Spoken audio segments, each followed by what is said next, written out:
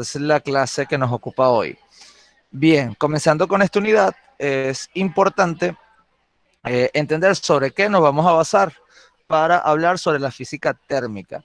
La física térmica nos ofrece una visión del mundo a nivel macroscópico, es decir, vamos a ver objetos y sistemas como un todo. Es decir, las partes que componen un sistema van a cumplir con estas características que vamos a hablar ahorita. Entonces, esa teoría cinética molecular es el fundamento para poder describir cualquier tipo de objeto dentro de la física térmica o la termodinámica. Entonces, la teoría cinética molecular puede resumirse en estos postulados. La primera, los cuerpos pueden entenderse como partículas esféricas sin tamaño ni forma, agrupadas como un macrosistema. Es decir, no importa si yo tengo un bloque, si tengo un gas, yo puedo entender ese objeto como partículas esféricas sin tamaño ni forma. O sea, yo no puedo describir las partículas en específico, pero que se agrupan para formar un macrosistema, que es el objeto de estudio en la termodinámica, el sistema completo. Ese es el primer postulado. La segunda, las partículas se componen, las partículas que componen un cuerpo solo interactúan con sus vecinas a través de colisiones perfectamente elásticas. Es decir, una partícula solamente puede interactuar con la que tiene al lado, al frente o atrás, o arriba o abajo. No puede interactuar con la que tiene del otro lado del cuerpo. Es decir, solamente con las vecinas. No existe interacción con otras. Y esa interacción solamente se da a través de colisiones, choques perfectamente elásticos. Les recuerdo que los choques perfectamente elásticos son choques o colisiones donde se conserva la cantidad de movimiento, la velocidad por la masa, y se conserva la energía. Bien, entonces pendiente con eso. No se desperdicia la energía en ese estudio de la teoría cinética molecular. Tercero, se desprecia cualquier otra interacción diferente a la colisión perfectamente elástica. Es decir, vamos a despreciar como si no existiera la fuerza de gravedad entre las partículas, las fuerzas electromagnéticas entre las partículas. Eso lo vamos a despreciar a nivel del estudio macroscópico de la física térmica. Y las últimas, el movimiento, disculpen, aquí se fue, el movimiento de dichas partículas es aleatorio, ¿bien? Las partículas se mueven no en trayectorias que podamos predecir, simplemente sabemos que están en movimiento, y el tiempo que toman las colisiones es despreciable. No, a diferencia de la unidad anterior, cuando estudiábamos el impulso, que era el proceso en el cual se daba la colisión y la transferencia de cantidad de movimiento de energía, en este caso vamos a despreciar ese tiempo, como si no existiera, muy pequeño. En el marco de la teoría cinética molecular, definimos a los sólidos de la siguiente forma. Las moléculas están muy juntas y su movimiento es oscilatorio, alrededor de posiciones fijas. Es decir, una partícula que está en la parte superior de un objeto es una partícula que siempre va a estar en la parte superior del objeto. Si yo tengo acá, vamos a dibujar un cubo, por ejemplo. Ese cubo tiene varias caras. Aquí estoy tratando de rayar eso, final. Bien, este es un cubo de plastilina diseñado por su profesor de física. ¿Ven? Si yo tengo una partícula aquí en la parte de arriba, esa partícula puede moverse en esa zona, pero siempre va a estar arriba. Igual, si yo tengo una en esta esquina, esa partícula siempre va a estar en esa esquina. Eso es lo que caracteriza a un sólido. Sus partículas pueden oscilar, vibrar, pequeños movimientos repetitivos, pero conservando siempre la misma posición general. No se desplazan de forma total. En cambio, en los líquidos, las moléculas que lo forman tienen atracción intermedia, lo que les permite deslizar unas sobre las otras. Es decir, si yo tengo un envase, vamos a suponer que tengo un envase acá, y sobre ese envase yo tengo unas partículas, supongamos esta partícula aquí roja, que en principio puede estar arriba, esa partícula puede desplazarse y moverse por todo el medio. Esa partícula puede moverse y desplazarse de forma aleatoria. Es difícil predecir el movimiento, pero en general la cuestión es que esas partículas se pueden mover y deslizarse sobre otras partículas, de manera que existe un movimiento total. Bien, y para terminar, por ahora, y digamos que de forma muy básica y elemental para el entendimiento de lo que es lo que llamamos las fases de la materia, sólidos, líquidos y gaseosos, lo podemos representar de la siguiente forma. Fíjate que la teoría molecular habla de esferas. Entonces, en los sólidos las esferas están muy juntas y no hay movimientos relativos. Es decir, la esfera que está aquí en la esquina siempre está en la esquina, no se desplaza para otro lado. Mientras que en los líquidos hay cierta cohesión, pero eh, existe existe un cierto deslizamiento, una capacidad de deslizarse. Una esfera que está arriba puede terminar abajo. Y precisamente por eso los líquidos, al deslizar en presencia de la gravedad, tienden a ocupar el fondo de cualquier recipiente de forma total. El fondo de cualquier recipiente. En cambio, los líquidos no cambian de forma. Si un líquido tiene forma de cubo, siempre es un cubo. Mientras que los líquidos, primero de los sólidos, si un sólido es un cubo, siempre es un sólido, siempre es un cubo. Nunca va a cambiar de forma, no va a ser de cubo a triángulo o pirámide. En cambio, los líquidos depende del recipiente. Bien, depende del recipiente y ocupa el fondo. La parte superior no la ocupa. En cambio, los gases, que es el tercer estadio que vamos a estudiar y que vamos a estar manejando, y para el cual aplica lo que vamos a estar desarrollando, el movimiento es aleatorio, unos con los otros, pudiendo colisionar y moverse por todos lados. La cohesión es muy débil, es decir, cada una se puede alejar de su vecina de forma inmediata. Y los gases ocupan todo el espacio del recipiente. Los gases ocupan todo el espacio del recipiente.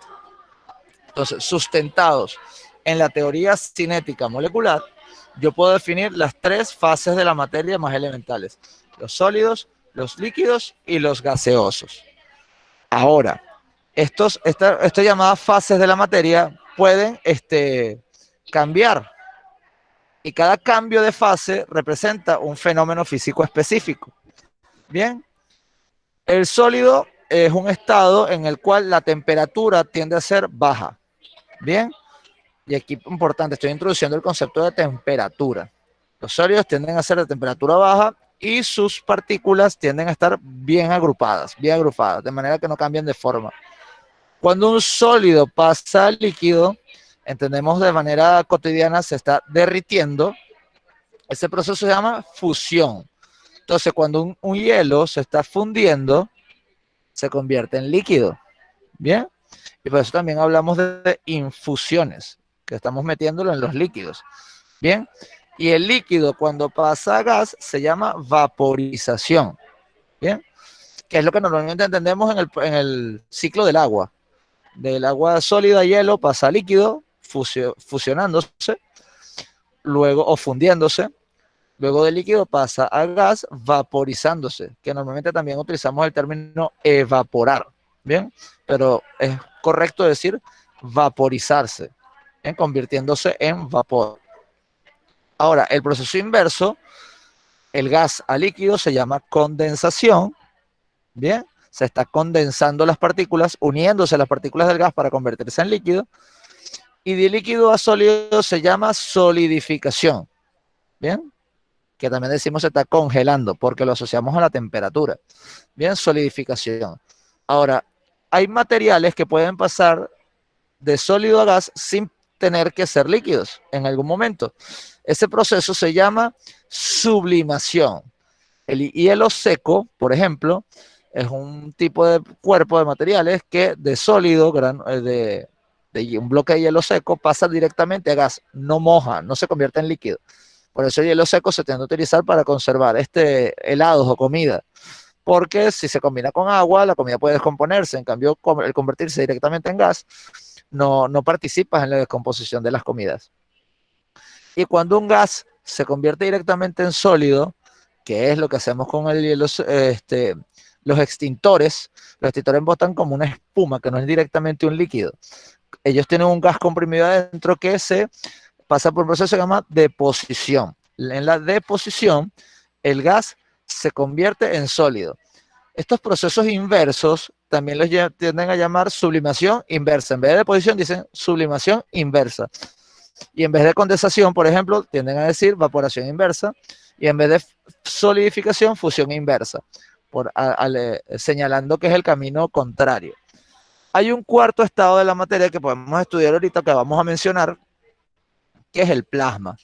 El plasma es un gas, solamente que este plasma, este tipo de gas, tiene altas concentraciones de propiedades eléctricas. Por eso se llama un gas ionizado. El plasma es un gas ionizado y se llama ionización del gas. Los gases de los bombillos incandescentes, de los bombillos fluorescentes ahorradores, cuando la luz está apagada es simplemente un gas inerte, sin ningún tipo de propiedad. Pero cuando le metemos corriente eléctrica, diferencia de potencial, ese gas ionizado se convierte en plasma y lo que permite que el bombillo encienda es el plasma, lo que tiene adentro. Y cuando el bombillo se apaga, se llama desionización, le quito esas propiedades eléctricas y se convierte en un gas inerte. Este concepto que tenemos a la derecha, por ahora no lo vamos a tocar, el concepto de entalpía, que tiene que ver con la energía del sistema. Pero bueno, por aquí lo tenemos. Estos son un esquema de los cambios de fase. Ahora, habíamos hablado de la temperatura de los cuerpos. Bien, la temperatura tiene que ver con el comportamiento de los cuerpos en general. Y a partir de eso, existen diferentes escalas. Repito, la temperatura tiene que ver con el comportamiento de los sistemas, el comportamiento de los cuerpos. Y por eso existen diferentes escalas de temperatura. Bien, aquí hay unas cuantas, por lo menos la Celsius, la Fahrenheit, la Kelvin, que son las más cotidianas hoy en día. Hay otras escalas, pero en desuso o con usos extremadamente específicos.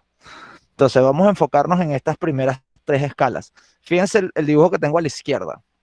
Un cero vacío, un cero muy cero, por así decirlo.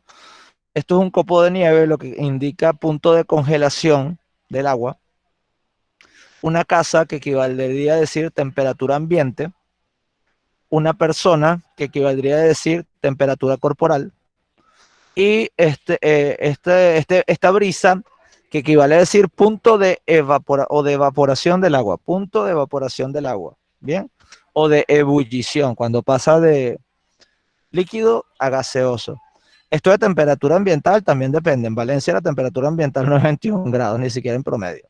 Pero bueno, fíjense, el punto de congelación del agua para la escala Celsius es 0, mientras que para la escala Fahrenheit es 32. Bien, esto es una gran diferencia. Se ve sutil, pero es una gran diferencia. ¿Y esto a qué se debe? Para lo que fueron inventadas las escalas. La escala Fahrenheit es un poquito más vieja. La escala Fahrenheit lo que buscaba era, de hecho, Fahrenheit no era un científico propiamente hablando. Él era un comerciante y procuró que se construyera un termómetro que se pudiera utilizar en cualquier parte para que fuera fácil de vender. Este comerciante vivía en países nórdicos de Europa y él pensó que utilizar temperaturas negativas era contraindicado. Él quería proporcionar un termómetro que midiera temperaturas siempre positivas. Básicamente, él tomó como referencia el punto de congelación del agua y un tercio de la escala la bajó. Fíjense que la escala, desde 32 hasta 212, son 180 espacios, como si fuera media vuelta, bien, de un transportador, media circunferencia, 180 grados. Bien, entonces él quiso un tercio de esa escala, bajarlo y colocar por ahí el cero de su escala. De manera que cuando hubiese invierno todavía existieran temperaturas positivas. Hoy sabemos que hay temperaturas negativas e invernales muy por debajo del 0 Fahrenheit incluso. Es decir, esta escala es impráctica porque su enfoque es netamente comercial. La escala Celsius, que es una evolución de la escala centígrada. ¿Por qué se llama centígrada? Porque va de 0 a 100. Bien. La escala centígrada se inventó, cuando se inventó en su momento, que le inventó, por cierto, el señor Celsius. Él comenzaba en 100. El punto de congelación del agua era en 100. E iba perdiendo grados hasta ebullir y colocar el 0 aquí arriba. La escala centígrada era al revés. Comenzaba en 100 y cuando la temperatura iba subiendo, él no lo veía de esa manera, sino que el sólido se iba fundiendo hasta evaporarse y pasaba de 100 a 0. La comunidad científica consideró más práctico invertir esta escala.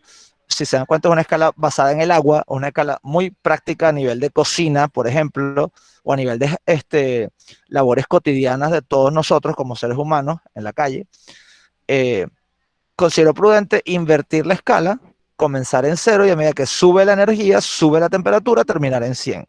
Simplemente voltearon la escala centígrada y le colocaron el nombre de Celsius, que fue el que había inventado esa escala y ese patrón de comenzar en 0, punto de congelación del agua, y 100, punto de ebullición del agua.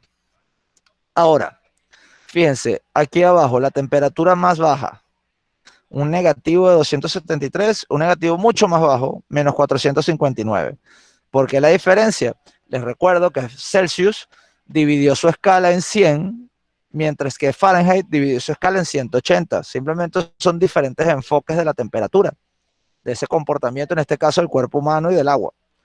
La escala Kelvin es una escala muy particular. ¿Por qué? La escala Kelvin toma como referencia no las propiedades de unos cuerpos, sino lo que pasa con los cuerpos como tal. Y su referencia es única. Su referencia es lo que llamamos y conocemos como 0 absoluto. La temperatura en estos cuerpos tiene algo particular. La temperatura aumenta cuando el movimiento relativo de las partículas del sistema también aumenta. Es decir, si yo tengo un gas y yo subo la temperatura del gas, el gas tiende a moverse, a presionar más. Cuando yo bajo la temperatura del gas, el gas tiende a ejercer menos presión, a moverse menos las partículas del gas. De modo que cuando yo bajo suficientemente la temperatura, el gas puede condensarse, moverse menos, según la teoría cinética. Y si bajo suficientemente la temperatura, el líquido se va a solidificar. ¿Y qué implica un líquido solidificado? Que sus partículas prácticamente no se mueven. Teóricamente, yo pudiera generar una temperatura donde no existiera ningún movimiento absoluto. Repito, teóricamente. Ese punto se conoce como el 0 absoluto. Ojo, es una referencia que no existe en la práctica, porque cualquier material tiene de por sí movimiento de partículas, aunque sea sus electrones se mueven, incluso dentro de su núcleo. Hay partículas fundamentales en los núcleos atómicos que están en movimiento. Pero si suponemos que pudiéramos tener un 0 absoluto, ese 0 absoluto sería el 0 Kelvin. Y eso es lo más importante de la escala Kelvin. Las escalas de medición de temperatura. Básicamente hay dos grupos: las escalas relativas y las escalas absolutas. Como ejemplo de escala relativa tenemos el Celsius y el Fahrenheit. Y fíjense, ¿cuál es la diferencia entre Celsius, Fahrenheit y el Kelvin, que es una escala absoluta? La palabra grados. Las escalas relativas tienen como prefijo la palabra grado. ¿Por qué? Porque las escalas relativas toman como referencia dos puntos, dos fenómenos. Si recapitulamos atrás, en el caso de la Celsius y la Fahrenheit, fíjese aquí los números que están enteros, el punto de congelación del agua y el punto de ebullición del agua. Los puntos internos acá, en el caso de la Fahrenheit, se ve que hay decimales. En realidad no fueron de referencia, sino coincidencias más bien. Entonces, pero tienen dos puntos de referencia. Y ellos dividieron en 100 esa referencia, o en 180 en el caso de la Fahrenheit. La escala Kelvin simplemente se fue hasta el 0 absoluto. Bien, respetando la escala centígrada. Es decir, él procuró, Kelvin, que a pesar de estar ubicado en una temperatura, en una referencia que no dependa de las propiedades del material, sino de que el material como tal deje de moverse, apoyado en eso, él respetó la idea de que desde el punto de congelación del agua hasta el punto de ebullición del agua hubiesen solamente 100 espacios. ¿Y por qué 100? Porque 100 es un número práctico. 180 es un número medio enredado. 100 es más fácil de reconocer y es más práctico. Y eso fue lo que hizo Kelvin. De manera que estas dos ecuaciones, aunque un poco imperfectas, las podemos usar para convertir unidades a este nivel. Bien, a nivel de problemas de bachillerato, podemos convertir grados Celsius a la escala Kelvin, que es absoluta, sumando 273, o podemos convertir también los grados Celsius a grados Fahrenheit, utilizando esa expresión que es 9/5 de los grados Celsius, y a lo que me dé, sumarle 32. Profe, si yo quiero conseguir los Celsius a partir del Kelvin, ¿cómo hago? Simplemente es un despeje, una conversión. Lo que está sumando queda del otro lado restando. Fíjense que las conversiones de temperatura no pueden realizarse por factores de conversión, como casi todas las unidades del sistema internacional. Casi todas las unidades del sistema internacional y accesorios pueden convertirse por un factor directo de conversión, se multiplica y se divide. En el caso de las temperaturas, hay ecuaciones específicas que me relacionan temperaturas específicas. Entonces tengan cuidado con eso. Ya para ir finalizando, la idea de que la energía cinética está relacionada con la temperatura. Repito, la energía cinética está relacionada con la temperatura. Es decir, cuando nosotros hablamos de una temperatura en especial, estamos diciendo que las partículas del cuerpo se están moviendo. Movimiento genera colisiones y las colisiones generan una cierta presión. Y, por ejemplo, cuando una persona tiene fiebre, quiere decir que hay movimiento, más movimiento en las partículas de su sistema. Una persona con fiebre quiere decir que su sangre, sus gases, todo se mueve más. Y al moverse más genera más presión interna. Por eso la fiebre, que es 39, 40 grados Celsius, es peligrosa. Mayor movimiento puede generar que se rompa un vaso, accidentes cerebrovasculares, etcétera, derrames. Entonces, por eso es importante el conocimiento de la temperatura y qué implica temperaturas altas o temperaturas bajas. Si la temperatura es muy baja, todo lo contrario, le puede dar una embolia, que se le congele un dedito, cosas así. Bien, en esta ecuación, explicando, ET sería energía total promedio, por eso media, de energía media que está involucrada con el sistema, está relacionada con la temperatura por esta ecuación. Bien, N, que sería la cantidad de la sustancia expresada en moles, esto lo van a ver también en química, moles. R, que es la constante de los gases ideales, esto es por un gas ideal, imaginándote ese gas que está compuesto por partículas esféricas sin tamaños ni forma. Bien, tiene este valor. Y la temperatura expresada en Kelvin. Esta expresión sirve con la N, cantidad de sustancia en moles, y la temperatura expresada en Kelvin. Así funciona esta ecuación. Ojo, otra cosa importante notar acá, que esto es para un gas monoatómico. Por ejemplo, un gas que sea de puro hidrógeno, un gas que sea de puro helio. Si es un gas diatómico, por ejemplo, el dióxido de carbono tiene carbono y tiene oxígeno, no me sirve esta ecuación. Hay otras ecuaciones. Entonces, lo que llaman una ecuación empírica. Depende del sistema, de la característica del sistema de estudio.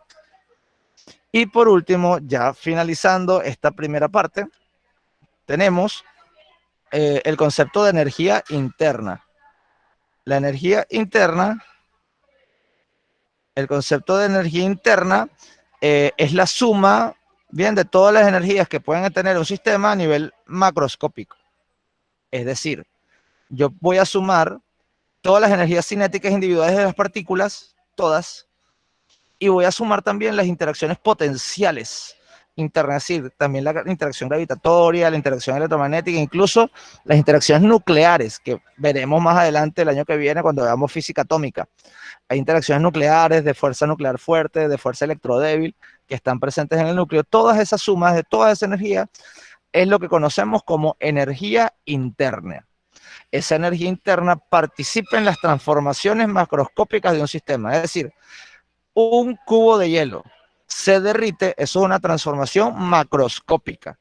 ¿Por qué? Porque el cubo de hielo está compuesto por moléculas de agua. Esas moléculas de agua a nivel microscópico tienen un comportamiento diferente al comportamiento macroscópico. Y en la física térmica nos enfocamos en el comportamiento macroscópico de los sistemas. De hecho, la física térmica tiene una extensión que se llama física estadística o mecánica estadística. ¿Por qué? Porque todo en la física térmica y la termodinámica es como un promedio, una relación estadística del conjunto global de partículas que tiene un sistema, sin necesidad de estar contándolas una por una. Imagínate que tenemos un gas. El número de Avogadro creo que es por 10 a la 23. Es un número gigantesco. Es decir, un mol de sustancia tiene 10 a la 23 moléculas, 10 a la 23 pelotitas. Eso son millones de millones de millones de millones de pelotitas moviéndose. Ese número es demasiado grande. Y estudiar uno a uno el movimiento de cada una de las partículas de un sistema es algo realmente engorroso. ¿Qué es lo que se hace? Se inventa la física térmica, la mecánica estadística, y yo no estudio cada partícula, sino el comportamiento global. Y puedo aproximar, como en la ecuación anterior, cuál es el promedio de la energía cinética de un sistema. No todas las partículas se van a mover igual, pero en promedio se puede mover así y tiene aplicaciones prácticas directas que vamos a estar estudiando en las próximas clases. Bien, muchachos, espero que me hayan podido escuchar todo este contenido. Bien, esto va a quedar de todas maneras grabado en Classroom. Esperemos que ahorita al final pueda llegarme la grabación lo más rápido posible para quedar cargada. Si tienen alguna pregunta sobre lo que era temperatura, los estados o fases de la materia, los cambios de fase de la materia, podemos ir aclarándolo ahorita. De todas maneras, mañana tenemos un siguiente encuentro para profundizar un poco sobre cómo son esos cambios de estados y cómo es eso de la temperatura absoluta y relativa y cómo lo vamos a avanzar. Sí, parece que tienen bastantes problemas de conexión aquí los chicos que salen y entran.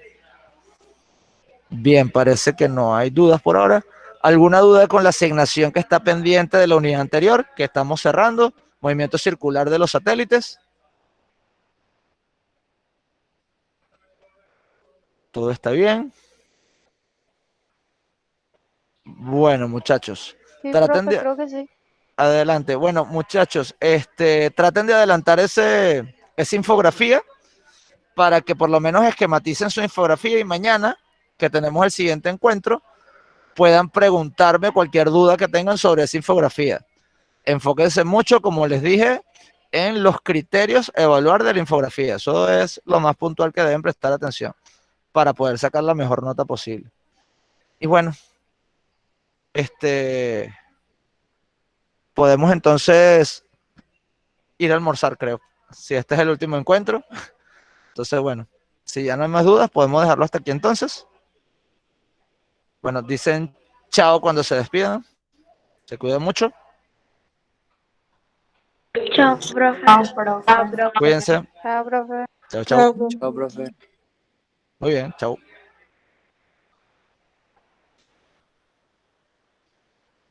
Muy bien.